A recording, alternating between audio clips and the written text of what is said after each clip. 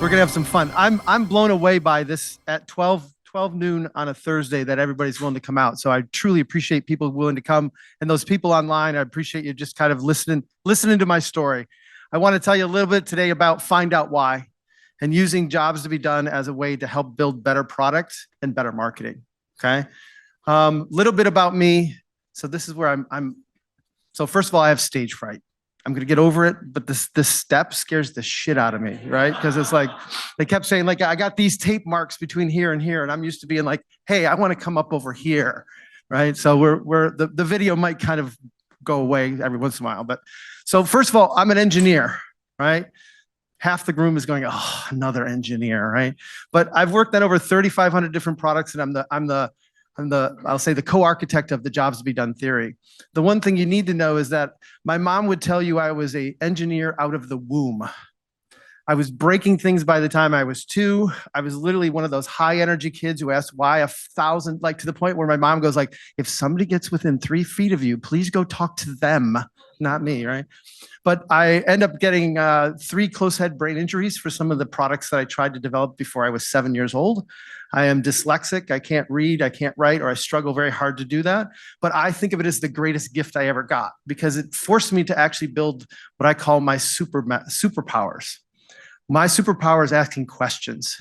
And so I have to learn not through books, I have to learn through conversation, and I have to learn through questions. And so that's kind of my superpower. I've worked on things like Base Camp, the Patriot Missile Guidance System, Pokemon Mac and Cheese, houses. I've worked at Home Depot. I've worked on QuickBooks. I've worked on MailChimp. I've worked on just about the only thing I said I didn't work on before was insurance. And since then I've worked on insurance. So I'm pretty sure I've worked on just about everything under the sun. And part of it is because of my ability to ask questions, and we'll get to that, right? But in doing all that work, again, you got to remember, 18 years old, barely getting into college. I'm basically illiterate at this point, and I meet this gentleman right here. Does anybody know who that gentleman is? Dr. Deming. Dr. Deming is the father of quality. He was 85 and I was 19 years old, and I asked him 52 questions in 22 minutes. He kept track. And he literally labeled me one of the curious kids he has ever met and said, would you be my intern for the summer? I didn't know that would involve me going to Japan and learning basically the lean method and the Toyota production system method for product development. And so I basically, in 1985, I basically went over to Japan and learned all these methods and tools to help Ford Motor Company reduce their product development cycle time from 72 months to 36 months. So think of, I'm on the front lines just grinding, right? But through my years, I basically have had all these different mentors: Clay Christensen, Jason Fried, Lauren Lackey, Genichi Taguchi, Gene Wright. Some of you might know Gene Wright down here. But one of the things is I have 4 children. And when the youngest child moved out, I have all these notebooks. I have over 800 volumes of notebooks from my entire life. And I literally said, all right, I'm going to order the dumpster and we're going to put it in the dumpster. And my wife said, no, you can't do that. I'll only let you put it in the dumpster if you turn through every single page of every notebook one more time. And out of that, I end up writing a book. Because at some point I realized that I knew nothing. And these people poured their knowledge into me. And so one of the reasons why I love to do these talks is because I get to resurrect the knowledge from these people that taught me along the way. Dr. Deming is one of them. We're going to talk about a little bit of the things of process and basically understanding everything is caused, right? We're going to talk about Clayton Christensen and disruptive innovation and be my co-architect on the jobs to be done theory. We're going to talk about Genichi Taguchi, who taught me how to prototype to learn, which is very different than prototyping to verify. We'll talk a little bit about that. And then Dr. Willie Moore she was the first African-American woman to graduate with a PhD in particle physics from the University of Michigan. And she taught me how to look at things from so many different perspectives that are really, really important. And so the essence of this book is really the 5 skills of innovators and entrepreneurs. It's like if I took and put the best entrepreneurs or innovators in a corner, like what skills do they have? And it's these 5. One is they have empathetic perspective. They can see things from other people's point of view, and they can abandon their own point of view as they look at things. Another thing they can do is they can actually uncover demand. They understand where struggling moments lie and how to do it. We're going to dive deep into this one. There's another one about cause and effect, and that nothing is random and everything is caused. Fourth one is really about prototyping to learn. And the last one is which most people hate to do, but it's the reality of building good product, which is how do you identify and manage trade-offs? Most of the time, that's why our products never make it, because we actually don't know how to identify and manage those trade-offs. Today, I'm going to dive deep into uncovering demand. Just this one, because it's like I can give an hour talk on each one of them. I could do an hour talk on all 5 of them, but I'll never give you enough. This is the meaty one, right? So, foundations. This statement that Clay made to me in 1995 rocked me so deeply that it literally changed my whole trajectory on life.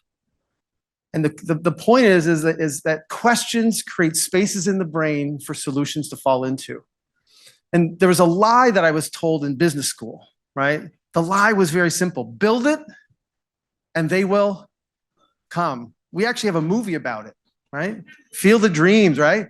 It's a lie. It doesn't work, right? And so for the first 3-4 years of my life, I built on that premise and I realized it's not true. And so the reason why this question is so powerful to me is like, what question does somebody ask themselves to say, today's the day I need a new mattress? Today's the day I need a new CRM. And it all starts with, this is the impetus. It's the struggling moment that causes them to create a space. Because if they don't ask a question, there's no space in their brain for them to see your product. That's the most important piece, right? The other thing, having worked on so many different things, is that for me, the foundational piece is the struggling moment is the seed for all innovation, for all new products. If your customer's not struggling, they can't see you. You can try to make them attractive. And then, like, to me, the worst compliment I could get on a new product is, oh, that's so cool. Because that means they don't have a freaking clue what to do with it, right? They have no articulation of it. And so part of it is to realize that for me, every innovation has to be going towards a struggling moment, not a pain, not a problem, but something they struggle with. And struggle, we're going to spend a lot of time talking about what that means. Okay? So here's the basic premise, that people don't buy products, they hire them to make progress in their life, right? And the way that I think about this is, if this is the old way of doing something, and this is the new way of doing something, first of all, nobody really likes to change. We all think we want to change, but the reality is we don't. And so there has to be some forces at play. And so the first thing that has to be there is you have to be at an edge where you want to go somewhere else and you don't want to be here. If there's no push to make you leave this thing, you will literally keep doing A for the rest of your life. But here's the thing is, this is where people complain a lot, right?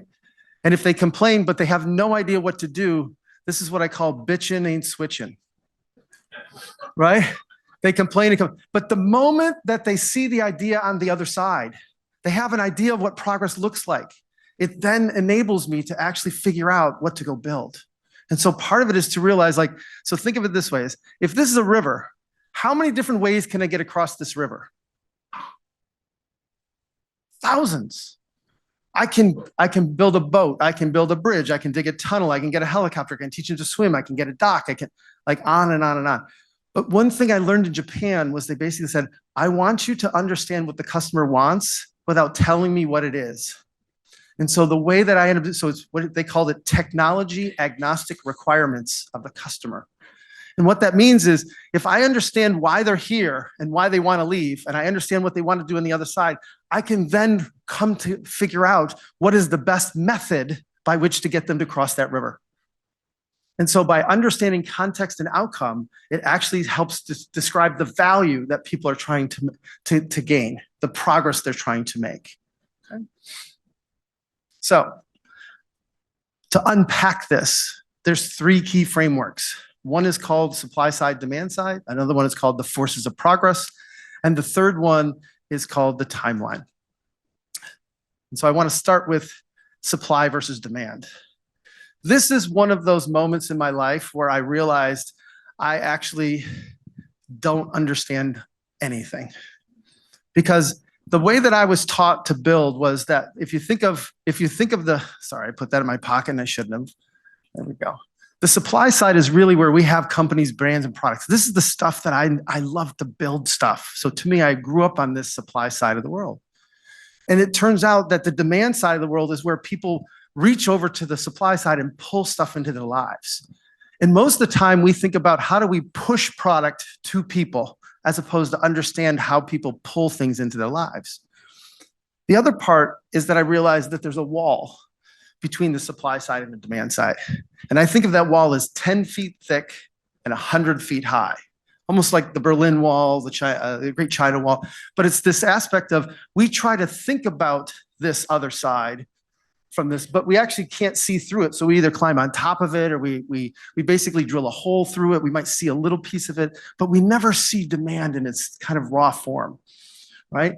And so again, the way I was taught to build was I have a business system that produces a product. That product has features and benefits, has experiences and attributes. I build specs out of it. And ultimately I can build products. But typically what I would do is I would actually climb up on this wall and look down and look over the customer and say, and I define markets and segments and personas and leads, right? But ultimately, why does somebody actually pull this product into their life? What causes them to say, today's the day I need a new CRM? Right? It's not random. And so you start to realize it's a very different mechanism. And so most people say they're customer centric, but they're not, they're customer centric through their product because they only talk about the customer from their product's point of view. But how do you talk about the customer without your product in their life? And so that's the thing, is that you start to realize that this side of the world works with, there's always some current product. Doing nothing is something, by the way. And there's some context that's wrapped around them that creates a struggling moment. If there's no struggling moment, they'll just keep doing what they've been doing. And once they struggle, they start to create new desired outcomes and they start to look for candidates. But nothing is perfect. Nothing is cheap enough. Nothing is fast enough. Nothing is good enough. And so ultimately, as consumers, they have to make trade-offs. Most of the time, consumers will say they want it all, but they can never have it all. And so part of this is by understanding the trade-offs they make, they need to reflect the trade-offs we make in the product side. And to be honest, the consumer literally climbs up this wall and looks down and sees products and brands on that side, and they don't know how half this stuff, nobody knows how a car works, right? Nobody knows about the technical ways in which a lot of the products that they buy work, but they actually understand the progress they're trying to make with that product. And that's the key, right? And so ultimately, for me, when I start building and innovating, innovators start on this side of the world and realize that the requirements have to come from here, not from basically the supply side. So a good example of this is I worked in the early 2000s with a guy by the name of Scott Cook. Scott Cook worked at Intuit, and we found this anomaly of people using Quicken to run their small business. And we're like, why in the world would somebody be using Quicken to run their small business? And so we went and interviewed some people around it. And ultimately, we realized that there was virtually no really good small accounting packages that were out there. And so Scott had the idea of taking two teams. One team was a team of accountants who says, how do we actually build the best accounting software from the accountant's perspective? And I was on the other team of like, how do I build the best accounting package from basically the small business perspective? And what we learned was something kind of amazing, is that if I built the best accounting package that the accountants wanted to do to basically run the business, no small business would actually ever use it.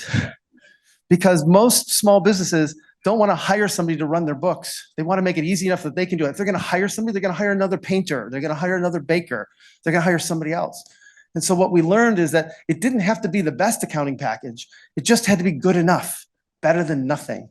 And it turns out that there were the two main reasons why people basically bought QuickBooks, is they had problems getting paid, sending out invoices, or paying their vendors, right? That's what caused people to get an accounting system. And then after they got that, then they would learn, oh, I've got payroll problems. Oh, I've got a credit card problem. Oh, I've got expenses I got to be able to do. Oh, I've got taxes.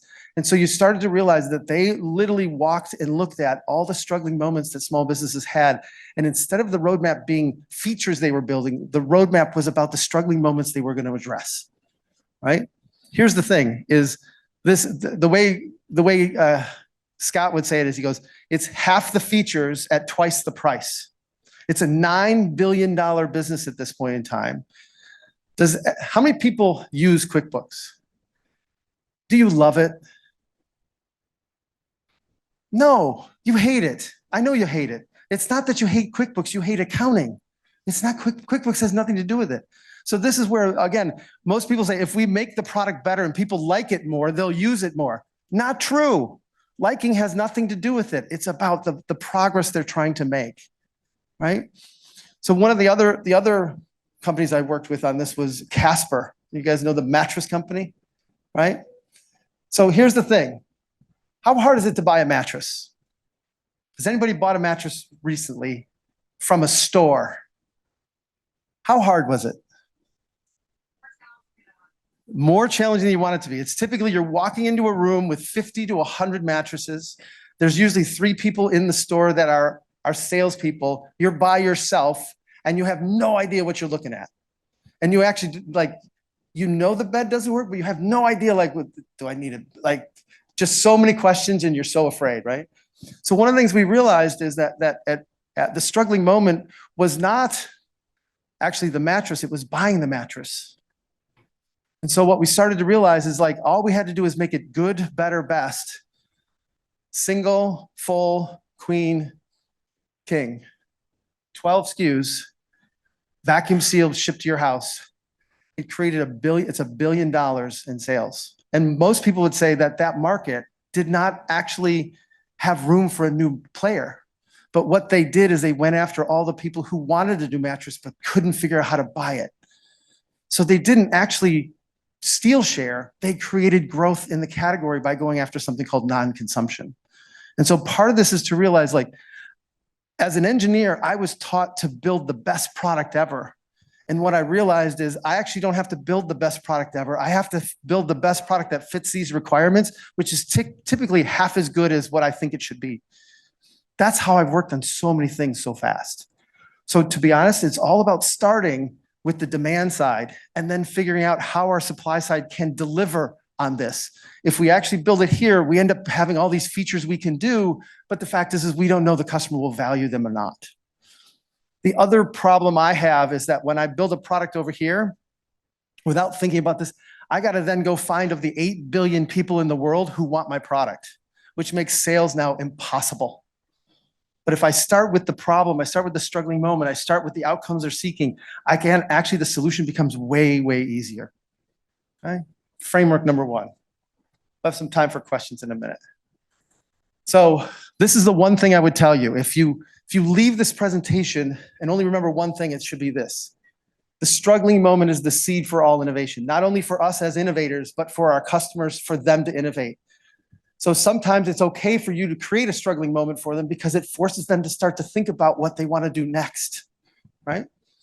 And so, and the real fact is Ted Levitt came up with this in 1960. People don't want a 1/4-inch drill, they want a 1/4-inch hole. But in Japan, I learned something a little better called the 5 whys. Why do I want a drill? I want a plug. Why do I want a plug? Why do I want a hole? I want a plug. Why do I want a plug? I want a lamp. Why do I want a lamp? I want to read better. You know what? I'm going to invent the Kindle, right? So this is where we're so myopic to our product that we're literally looking at all these different things. Think of walking into Lowe's and looking at the drills. They have no idea that the average drill only works 93 minutes in its life, right? And that the notion between 20 volts and 24 volts, I don't really care. And they're trying to make all this differentiation on things that don't matter. And so part of it is to actually realize we need to take a step back from our product to see how the customer views it, right? So 2 more frameworks and then we're going to get to some stories. Forces of progress. So one of the things that I did, I call it a jobcation, which is a job I could do with one hand tied behind my back after I had done a startup and I was exhausted, right? I usually go find a job that people love me to work there. I can do it, but I can work 9 to 5 and just kind of rest and rebuild myself, if you will, right? So I built houses. Think of it as we built houses for first-time home buyers, divorced family with kids, and downsizers. Think of your parents, right? And so the forces of progress are this thing of like, what would cause, so first of all, nobody randomly buys a house, right? Can we all agree to that? Nobody randomly buys a house. It's not an impulse purchase. It's nothing that's going on. And so part of it is to realize that we had to actually understand what causes people to say today's the day they want to buy a new house. And so the first thing is there's a struggling moment that happens, and it starts with a push of the situation. What would be pushing your parents to say today's the day, like we need to get out of this house? I'm sorry? What does that mean? Unpack it a little bit. What? So they have stairs that are up and down. It's like, and to be honest, we're in Detroit, so all of a sudden they don't want to do the cut the grass. They don't want to shovel the snow, right? They want to travel more. But it's all about the current house and kind of how it's limiting them in what they're doing. If they don't have a struggle here, there's no way they can actually see my condo, right? So once they actually start to realize that, and they realize one of their friends bought a condo, all of a sudden they go to the condo and look at it, and it creates what we call pull. The things that they're, oh my God, this kitchen is amazing. Oh my God, we don't have to put on a new roof. Look at this basement, it's huge because it's a ranch. All of a sudden, it's like you start to realize that there's some pull to do it. And again, you can talk about this as pain and gain, but this is really context and outcome. It's what is the outcome they're really seeking. Now, I call this the fuel. This is the things that fuel people to change. But like any good system, there is friction. And there's two kinds of friction. There's the friction of basically the anxiety of the new. They look at my condo and they go, where's the grocery store? Who are my neighbors? What am I going to do with all my stuff? How can I sell my home? You start to hear all these objections wrapped around it. That's the beginning of the friction. The other part of the friction is the thing they love about the current. This is where we raise the kids. Where are the kids going to stay when they come to visit? Because we don't have 4 bedrooms anymore. And so you start to realize your parents aren't going to move unless the push and pull are greater than the anxiety and habit, right? So the reason why this is important so this is how I actually built. I grew the home builder 400% in 18 months. And it wasn't about adding more. So the way I was taught in business school was just add more features. If I just add more features, they'll actually buy it. It turns out the more features I add, the more I confuse them and the less they bought. But what I did do is I realized there's a couple of anxiety points that they had. One of the anxieties was, how are we going to move? I've got a 4,000, 3,000, 3,500 square foot home with all the crap that I've been accumulating for literally years. I haven't been in the basement in at least 2.5 years because I just really don't want to go down there. And the reality is like, how am I going to move? So what I did is I increased the price of the condo, but I also added basically moving and 2 years of storage and a place to sort their stuff when you came to visit so they could get rid of it. It increased my sales 22% in 3 months, and it was sustainable. And so most people could say, well, it's a feature, but it's not a feature of the house. It's a feature of the move, right? So part of this is to realize that there's many, many things that people want, excuse me, but ultimately they're going to make trade-offs, and we have to be able to figure that out. And so I always think of this is the gold mine. This is where if I can actually reduce this friction, I don't actually have to create more push or more pull. If I reduce friction, people will turn. And so part of it is understanding those anxieties they have and how that works. So that's called the forces of progress. Excuse me. Again, I just want to emphasize, so one of the lies I tell myself is nothing is random. I know things are random, but I choose to say the guy sitting next to me on the airplane didn't randomly end up there. Somehow the universe is telling me I need to talk to them, right? It's just a cause and effect for me, right? So the other part is when people buy a house, right? They go through a process to do that. How they buy, not how we sell, but how they buy. And it falls into this thing of first thought, passive looking, some event that causes me to go active looking, deciding, buying, consuming, satisfaction, right? And to be honest, this is one of those things where I didn't see it in the beginning, but as I realized it, it's just universally true across every product I've ever worked in. But the way to think about it is again, it's the engineer in me, sorry, But these are systems. What happens in first thought? How do I actually create the space? So this is one of those things where I go back to Clay's quote, questions create spaces in the brain for solutions to fall into. So for example, at Casper, one of the questions we asked was, how many bottles of ZzzQuil do you need to take before you realize you need a new mattress? 17% increase in sales, right? So part of this is to realize, like, one is part of marketing's job is to help create the space in the brain. And then ultimately, once they have the space in the brain, now they can learn. They can learn about the problem. They can learn about the solution space. But ultimately, if they're not learning about it, then they're not going to do anything about it. So part of this is to actually help people learn. And then once they get to the point of like, all right, I'm willing to go look, this is where I hate this phase. This is the kid in the candy store. Oh my God, I want this, I want that. Oh my God, I could have this. I want it all, right? And when you ask people, and most of the time when we interview people about product and we want to say, tell me what you want, we're interviewing them here. And it's just, oh my God, granite countertops. I want stainless steel appliances. I want a Energy Star compliant house, like all these things.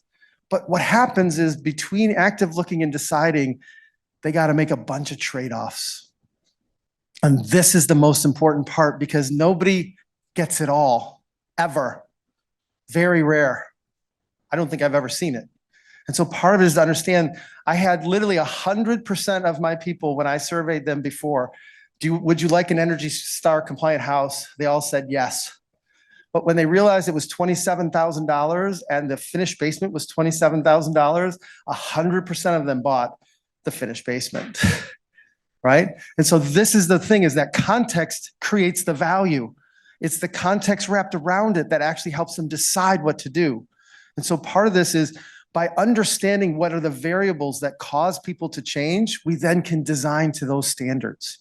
And so it's, again, being able to take a step back. So by understanding the forces and the timeline, I can actually then figure out how to change both product, marketing, sales, strategy, et cetera. So this is what I would call foundational research. This is what I call hypothesis building research.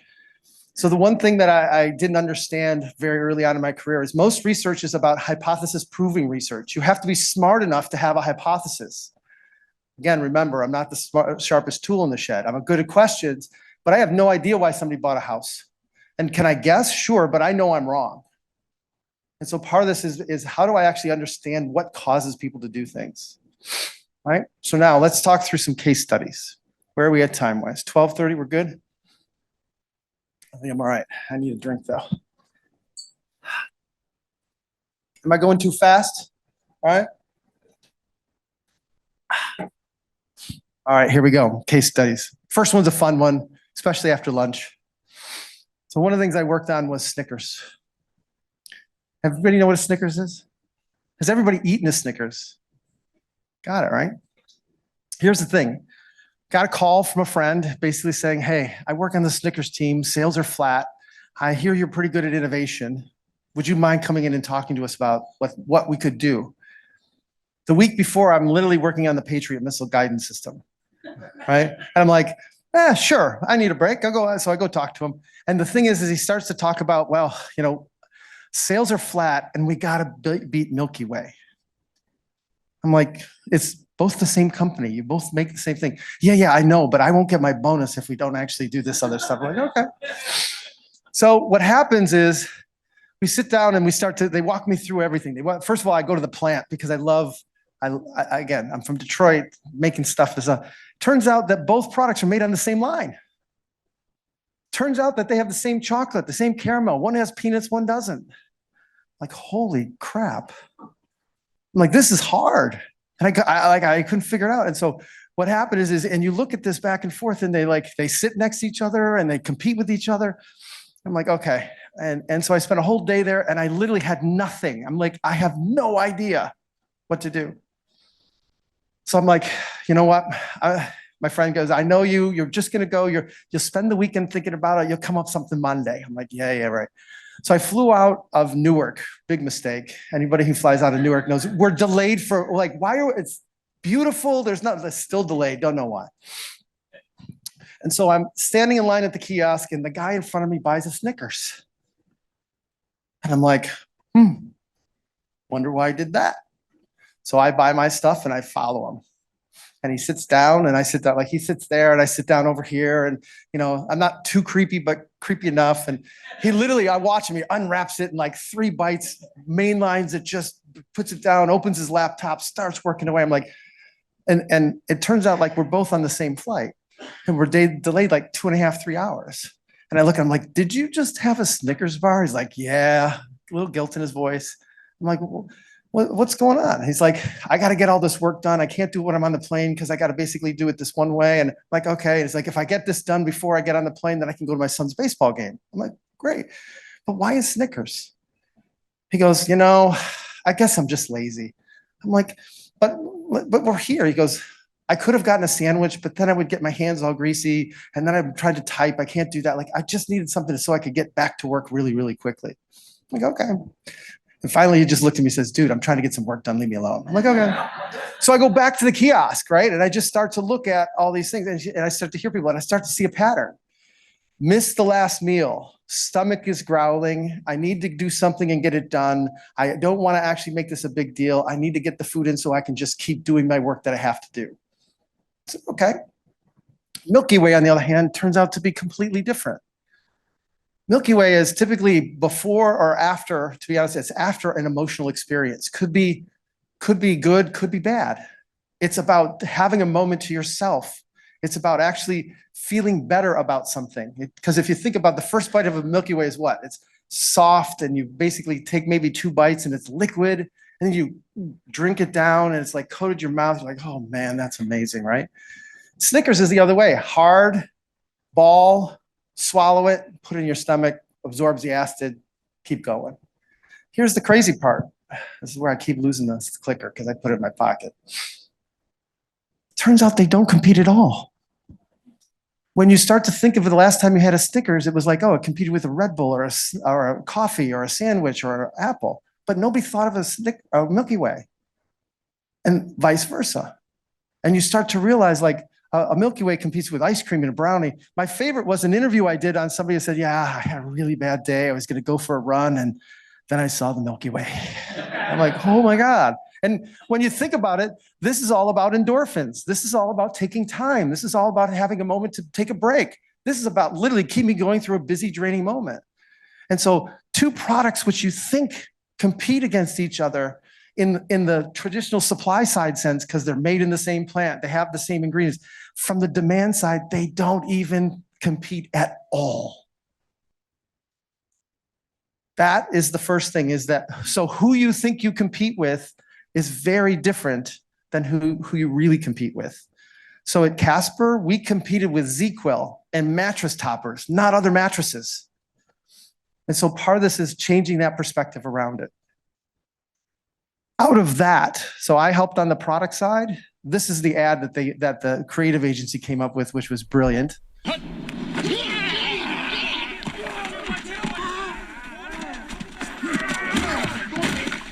come on! Mike, what is your deal, man? Oh, come on, man. You've been riding me all day. Mike, you're playing like Betty White out there. That's not what your girlfriend said. Baby. Whoa. Eat Snickers. Better? Better. Mike, I'm all bet! That hurt. You're not you when you're hungry. Snickers satisfies. The consumer came up with that line. We didn't come up with that line. They basically said, I'm not me when I'm hungry. God, they came up with the phrase hangry. Like they have it all inside them. We just have to learn how to listen for it. The important part of that commercial, though, is 2 things. Is it's not overblown. When they get the Snickers, what happens to the person?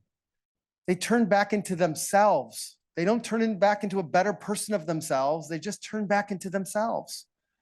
That's the goal. That's the progress. And so part of this is being able to know how to match the things. And if we would have said, oh, you turned into a professional player, all of a sudden it's like, we're now making promises we can't keep. The promise is I just can play the way I play.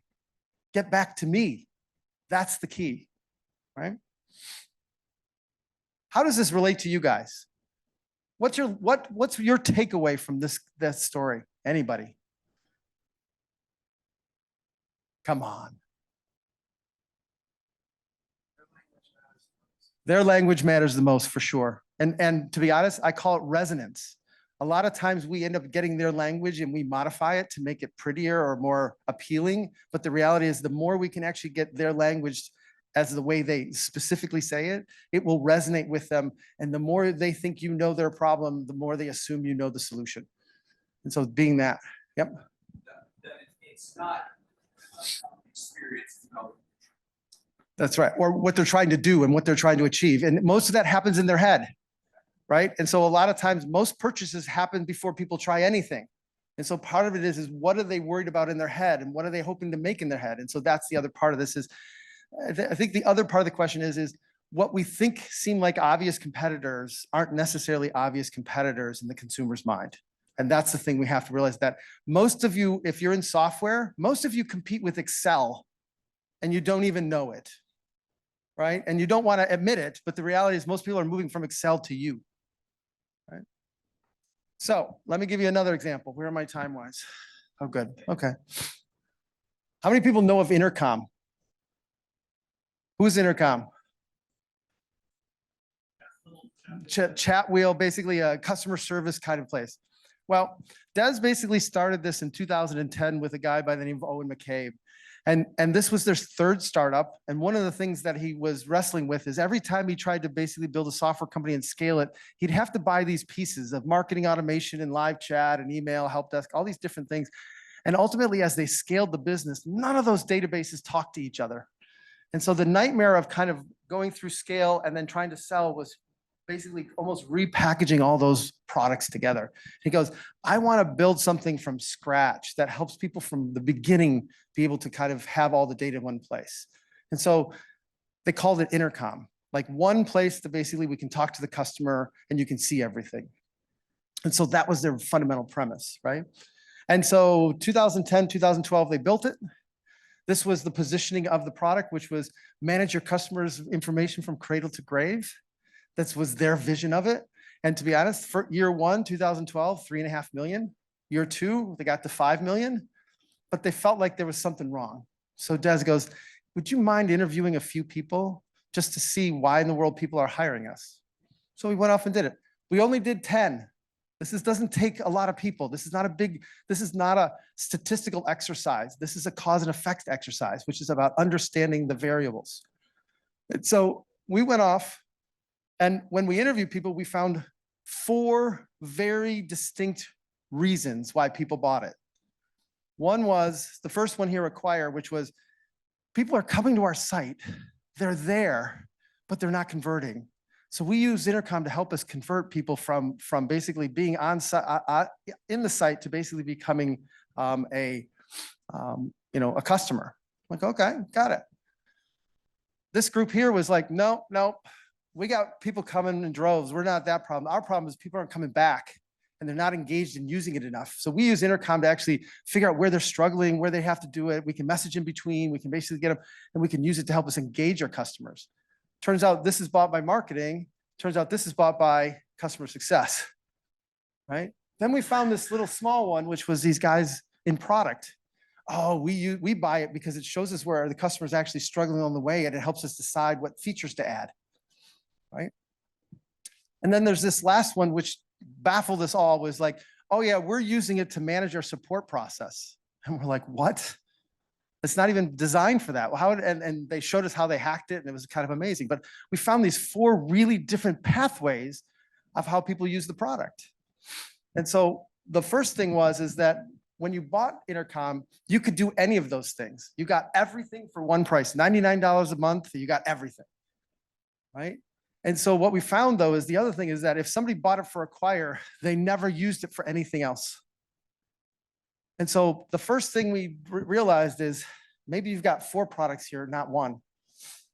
And so the first thing they did is, we finished this work at the end of Q1 of 2014, started in Q13 or 2013 and beginning of 14. And so within one iteration, the first thing they started to realize is like, what we're going to talk about is not the product. We're going to talk about the context that people find themselves in. So like, I've got a lot of emails where it's almost like the wheels are off the wagon is what we heard here, right? And then what they did is they basically started to talk about the outcomes. And so before they actually talk about the product, they just started to actually buy the problem-aware language. So think of it this way: is they used to buy the features and benefits language for their website. Now they buy the problem-aware language, which was a third the price, right? And so now people became aware. And if they were in this situation, they would say, oh my God, I want to do this. And so what they did is they started Q2, they literally went back and said, you know what, let's just run this notion. We're going to take 5% of our traffic and move it to this whole notion of just see if we offer packages, if people will buy them, right? And it turns out that all of a sudden people could figure this out. The interesting part is they insisted there was another job here of observe. And my language was, it's not a job because people aren't making progress doing it. They just become aware that they have a problem. These are problems that they will solve. This is just making them aware. So this is really not a job.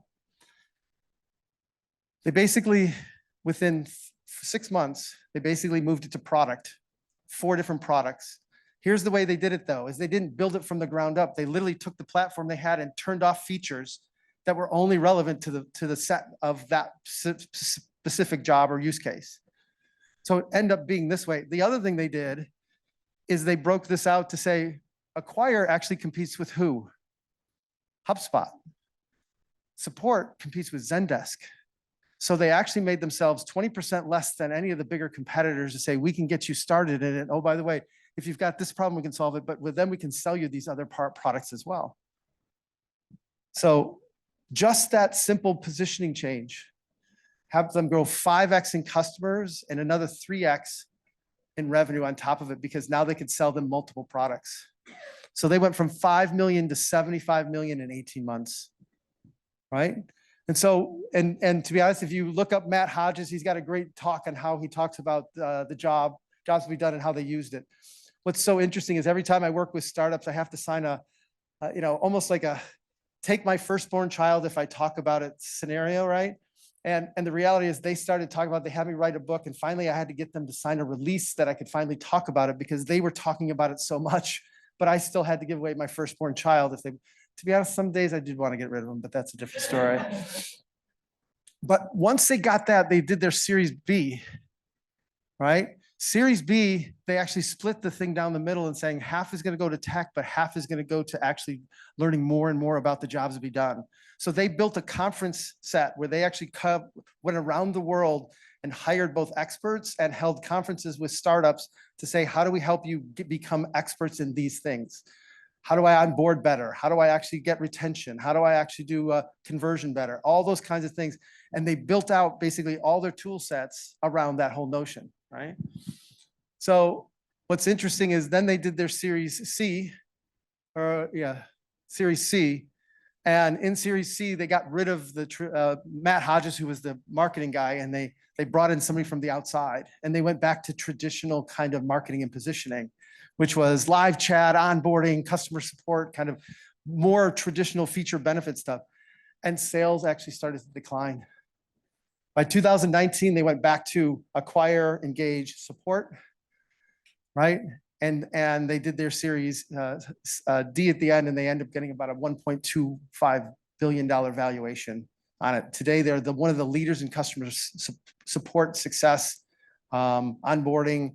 They're literally one of the leaders in AI. And they, again, use, like QuickBooks, they use, their roadmap isn't feature sets. The roadmap is struggling moments that they know the customer is going to have later.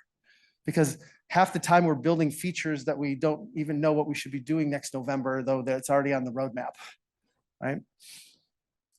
What's the relevance of this story to you guys? Yep. That's right. So the thing to me is the key was they needed to build it in their vision to get it out. But once they actually figured it out and they started to realize, like, how do we help people more? They went from how do I sell my product to how do I help people? That's when they actually were able to modify the product. It's the humility, the humbleness of being serving people as opposed to trying to convince people you're the best. And that was.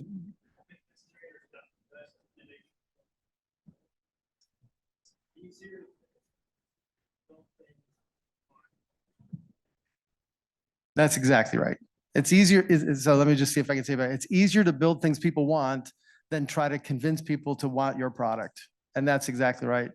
Des is a very good friend, and to be honest, they're probably one of the most successful companies that I can talk about in using jobs to be done out there. So I got one more, and this relates to something yucky called sales. But the reality is, like, one of the things I learned very early on is, having done 7 startups, is sales is the hardest part of every startup. I have to sell founders, I have to sell co-founders, I have to sell employees, I have to sell investors, I have to sell customers. Like, you have to learn how to sell all the time. And to me, the word sell was always about pushy. So I reframed sales as, how do I actually just help people make progress? And how do we reframe it that way? And so this is a company called Autobooks. They're in Detroit. It turns out that they basically provide, does anybody know Autobooks? You guys might know, because of fintech, you know a little bit about them. So one of my co-founders is Chris Speck, and he went there and handled the product side. But ultimately, this is a company that basically, if you think of Square and PayPal and Venmo, are outside the banking part, and everything's handled outside. This is something that you can actually send an invoice off your SMS, and it will literally send an invoice that goes right into your bank account. And the reason why that's important is for small businesses like a plumber. I'm going to put a new hot water tank in. I'm going to take a deposit.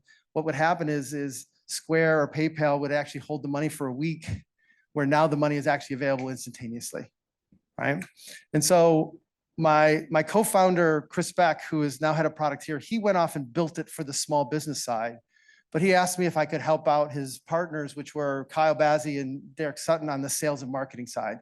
Because though he had to figure out how to get the small businesses to do it, Kyle and Derek had to figure out how to get the banks to buy into it, which is, again, think of it, the small businesses and the banks are actually at odds.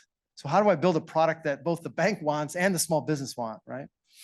So I sit down with Kyle, and Kyle comes from this whole notion of like, hey, I have a product, I need to talk about features and benefits. I'm going to walk in and have a very clear process. And I'm over here going like, no, you need to talk about their demand and what are they struggling with? And he was like, we were just kind of going back and forth. Eventually, I got to the point where I said, look, your sales funnel is actually a supply side concept. It's how you want to sell. And the more you look at this sales process, you realize that it's not actually run by sales. It's actually run more by the Church of Finance than it is by sales. Because at the end of a quarter, how can I give a 30% discount to close somebody when our estimates are off? That's the only time I can get a discount. And it's typically not because of sales, it's because of finance. And so you start to realize this is how we want to sell. But the reality is what I said is we need to actually understand how they want to buy. And so ultimately it's flipping this lens from going like, I'm not going to worry about selling. Let's just understand how people want to buy and what progress they're trying to make. And then we'll actually design the sales process. So he was willing to abandon that, right? So one of the things I asked him was, where in the world are you struggling? He goes, oh, dude, it's the demo. I actually hate the demo. We have to revamp it every 90 days. We have this is the sales process we have. It has these things, but the demo is like right here is like, that's the key thing. And like, I sit down with all the salespeople at the end of the quarter and we go like, what's going on? And we redesign it. And every quarter we're redesigning it over and over and over again. I'm like, okay. I said, so let's talk, let's sit down and talk with the salespeople. So we start to realize that he's just so frustrated about it because of the way the process is going. I said, let's take a different tack to this. I said, if you've got a demo and they're buying, where are they in their buying timeline? And he looked at me like, huh? I said, no, not your sales process. Where are they in their act of trying to do it? Are they, passively looking, actively looking? He says, oh, they're undecided. I said, so how do you know that? He goes, well, that's what we assume. I said, all right, let me go to a couple demos. So we go to I go the first demo, and it's like, it turns out these people are in passive looking. And we're trying to talk about technical details of everything that's trying to happen. And they're literally like, do I need this or not? Give me an example. And you start to realize the demo for closing is very different than the demo for intro. And at the same time, in passive looking, it's like they want to see all the possibilities. And in the end, they want to actually know that it fits within their tech stack. And so you start to realize like one demo was not going to make it. So we simply said, all right, what we need to do is get the salespeople to ask. By the way, this is a very hard question to get the salespeople to ask. But the question is, where are you in your buying timeline? Because then they go, what are you talking about? And you can explain it. And so we end up building these 3 demos. Demo one was literally an hour with 5 minutes about us talking about the product and 55 minutes talking about them and their struggling moments and why we're even there, to help them understand how they have some space, but how do we actually get them to learn about the product? And to be honest, how do we get them to beg for the next one? The next demo turns out that it had to be a big group.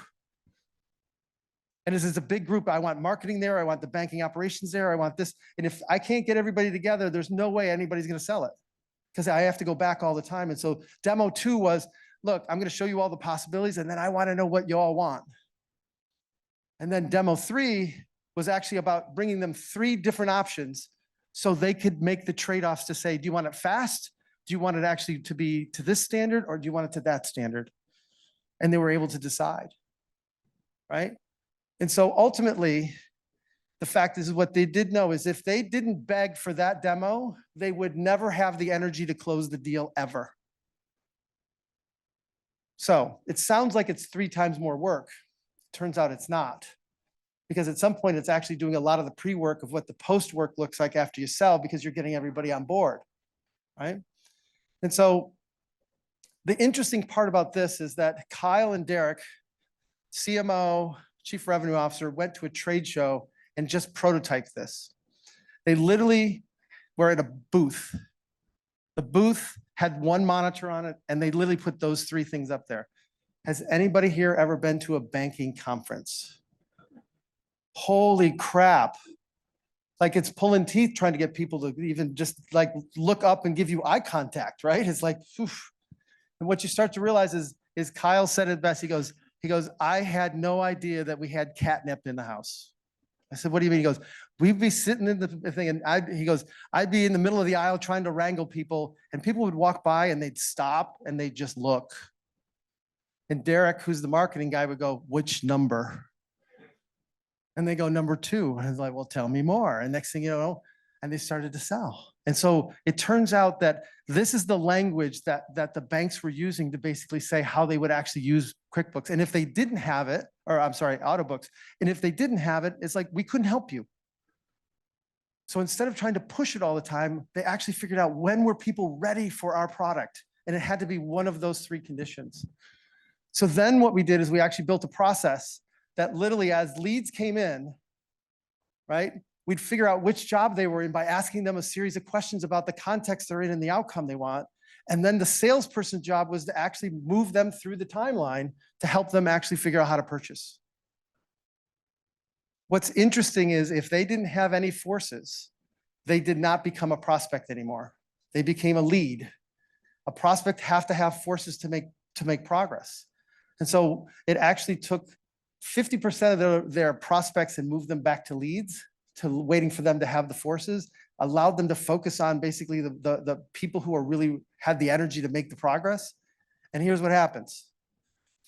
Here's the big difference is, I'm sorry, I'm just gonna go back. The big difference is this, is that what we got rid of was typically there's marketing and then a handoff, and then there's sales and a handoff. And there's so much friction in these handoffs that you end up spending more time arguing with each other than actually focusing on the customer. And so what they did is they basically said, we need to actually think about, I need marketing's help, not only here, but I actually need it when I'm doing first use. I need marketing's help back over here too. So it's turning and making everybody focus on the progress the customer is trying to make, as opposed to just focusing on doing their part and moving on, right? The other thing we did is we actually changed the comp of the salespeople. 50% of the commission came at close. The other 50% came when they actually made the progress, which we had a metric for, right? So in the last 12 months, 3x on lead conversions, half the time to close, which that blew them all away. The actual aspect of being able to launch faster because they had everybody up front actually did that.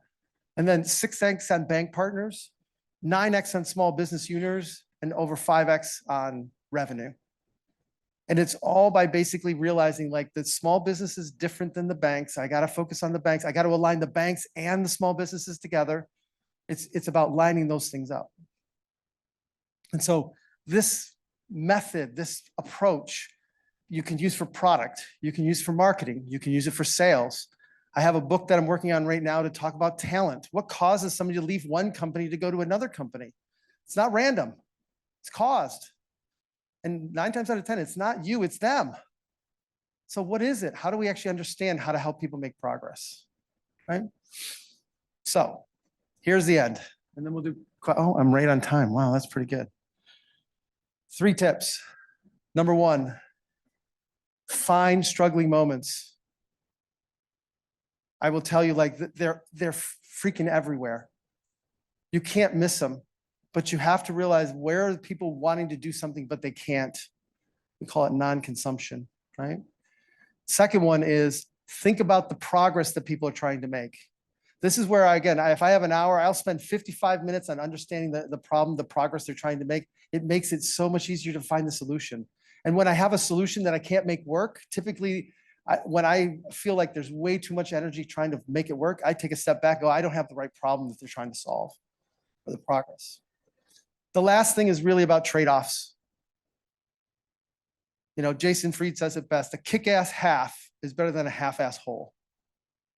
And so most people, we end up adding features and features and features and features. And my belief is that when we add more features, we actually create more anxiety. A 5-in-1 doesn't work as good as a 6-in-1. And you start to realize, like, okay, if it has all these features, like, I don't know if I need all this stuff. And so the more you can understand their struggling moment, the better. Last story. So I had the honor, the privilege, just lucky to sit with this gentleman for 27 years, once a quarter for 4 hours with no agenda. I consider him one of the smartest men in the world. And to be honest, the most humble. I mean, first of all, he was 6'10". He's the kind of guy you go to shake his hand and your hand disappears. You're like, holy crap, that's a big man. And he literally would sit on his desk like a giddy little, like Indian crisscross applesauce style, right? Like just so happy and giddy kind of thing, right? But he asked me one time, he goes, so you've done on so many different things. What is your greatest innovation ever? And my response was very simple. My next one, of course. He goes, no. Context. I'm like, uh-oh, here we go. He goes, you're dead. I'm like, wait, what? You're on the pearly gates. He goes, St. Peter has a list. What is on the top of his list that's going to get you into heaven?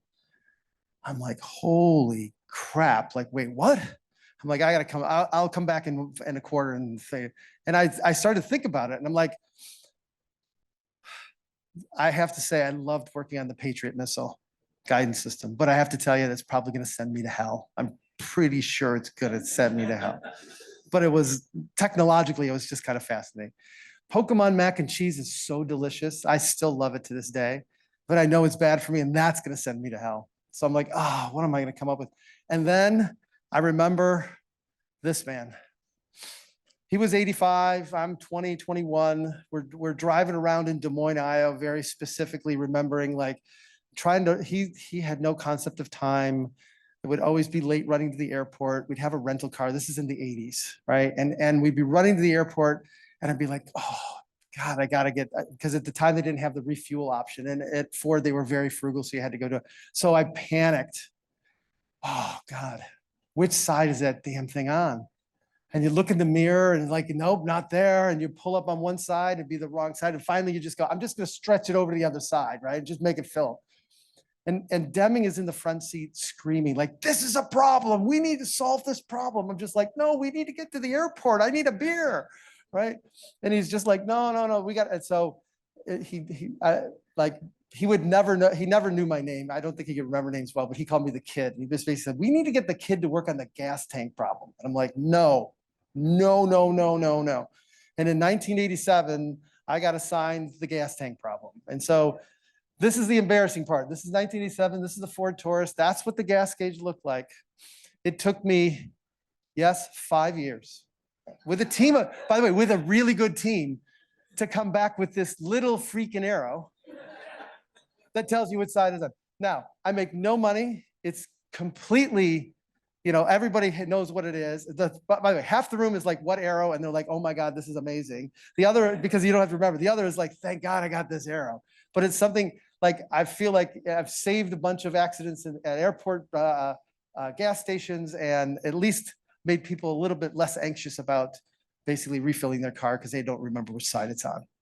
So if you want to learn more, I have a podcast called The Circuit Breaker, which is me and my business partner of 20 years, 24 years, riffing around these kinds of ideas and concepts. I've got 2 books, one called Demand Side Sales, which is the basis of kind of what we did at Autobooks.